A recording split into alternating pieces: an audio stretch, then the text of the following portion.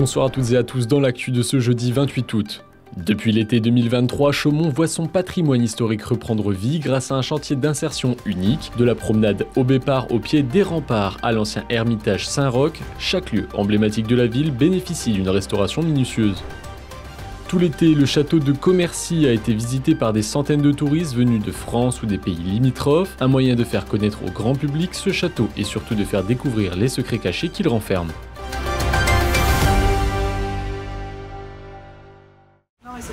Derrière des façades familières se cachent des trésors du patrimoine. Des histoires qui reprennent vie grâce à un chantier pas comme les autres. Depuis l'été 2023, un partenariat comprenant plusieurs chantiers d'insertion est à l'œuvre pour redonner vie au patrimoine chaumontais. À travers cette initiative, portée par l'équipe de Tremplin 52, plusieurs sites emblématiques de la ville ont déjà bénéficié d'une nouvelle jeunesse. Tremplin 52 permet de mettre le pied à l'étrier à des personnes qui sont dans des situations de fragilité, à des personnes qui veulent reprendre du travail mais qui ont besoin d'avoir un sas. Et Tremplin 52, c'est ce sas. Et grâce au partenariat qui est Tremplin 52A avec la ville de Chaumont, ça permet aussi aux bénéficiaires de ces formations de toucher à tout.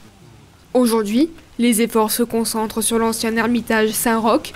Ce lieu chargé d'histoire retrouve peu à peu son cachet grâce aux différents travaux entrepris par les 4 participants. Sur le bâtiment en question, il a été fait tout ce qui était déjà démolition des petites cabanes qu'il y avait en intérieur dans le jardin. On a fait tout ce qui était espace vert, tout l'entretien d'espace vert et dans lequel on va être obligé d'y remettre encore un coup. En intérieur, comme je vous disais tout à l'heure, on vient d'attaquer, on est arrivé de la semaine dernière et on est en train de dépapiéter. Ça, c'est le premier exercice. Ce chantier joue un rôle social majeur en permettant à des personnes éloignées de l'emploi de se former, d'acquérir de nouvelles compétences et de retrouver une dynamique professionnelle. L'idée, c'est en lien avec la collectivité et avec les supports d'activité que la collectivité peut nous proposer. On est dans un système gagnant-gagnant où nous, on est en recherche de supports d'activité pour que les personnes qui vont travailler sur ce chantier acquièrent des compétences professionnelles, des gestes professionnels et puis aussi des compétences comportementales, puisque c'est un ensemble pour après développer, assurer un parcours qui les amène vers un emploi durable. Ce chantier, qui a pour but de réhabiliter les locaux pour une association chaumontaise, est soutenu par plusieurs collectivités comme Tremplin Formation Initiative Sociale, l'Agence nationale de la cohésion des territoires ou encore l'État. Le crénelage, on l'a remplacé par la balustrade en pierre actuelle. On a comblé l'espace entre les consoles. Donc en fait, ces consoles, c'est le dernier élément défensif qu'il reste de la forteresse médiévale de Commercy. Et d'ailleurs, elles sont très similaires à celles qu'on peut retrouver à Verdun sur la porte chaussée. Depuis quelques années, Sébastien fait visiter le château de Commercy à des centaines de personnes chaque été. Aujourd'hui, une quinzaine de personnes l'écoutent et découvrent l'histoire de ce château remarquable. Avant, cette bâtisse était une forteresse. Ici, les seuls vestiges médiévaux qu'on a du château de Commercy, c'est les vestiges qui donnent sur la vallée de la Meuse. Donc c'est tout ce pan de mur ici.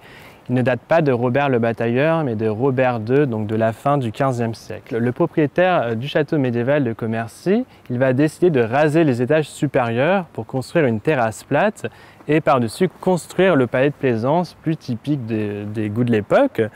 Les anciennes fosses qui entouraient autrefois la forteresse sont toujours présentes. Cette bâtisse n'a en réalité jamais été finie d'être construite. Les claveaux situés au-dessus des fenêtres en sont la preuve. Du côté des terrasses du château, les logements avaient une vue imprenable. Le château il a été entièrement conçu pour donner sur la vallée de la Meuse et ses grands jardins. Ça, on peut le voir puisque toutes les pièces d'appareil donnent de ce côté du château, puisqu'on retrouve la salle de bal, de ce côté juste ici les appartements royaux de Stanislas, qui s'est terminé sur ce pavillon qui a aujourd'hui des portes condamnées. C'était le grand cabinet doré de Stanislas qui était entièrement recouvert de dorures et de glace. Des jardins et un cours d'eau avait été imaginé par Stanislas Lesinski, le roi détrôné de Pologne. Aujourd'hui, il n'existe plus pour une bonne raison. Alors malheureusement, ces jardins ils ont disparu au milieu du XVIIIe siècle, à la mort de Stanislas en 1766. En fait, le château devient la propriété du domaine royal. pour des raisons économiques, on va décider de supprimer les jardins qui seraient beaucoup trop coûteux à entretenir. Mais c'est aussi pour une raison symbolique. Le roi de France veut désormais un peu effacer le passé prestigieux de la Lorraine lorsqu'elle était indépendante. À la suite, les intérieurs du château sont vendus à des prix dérisoires et ce monument devient une caserne militaire. En 1944, il est incendié et devient inutilisable. Pendant une dizaine d'années, il reste en ruine avant d'être racheté en 1957 par la ville afin de le rénover.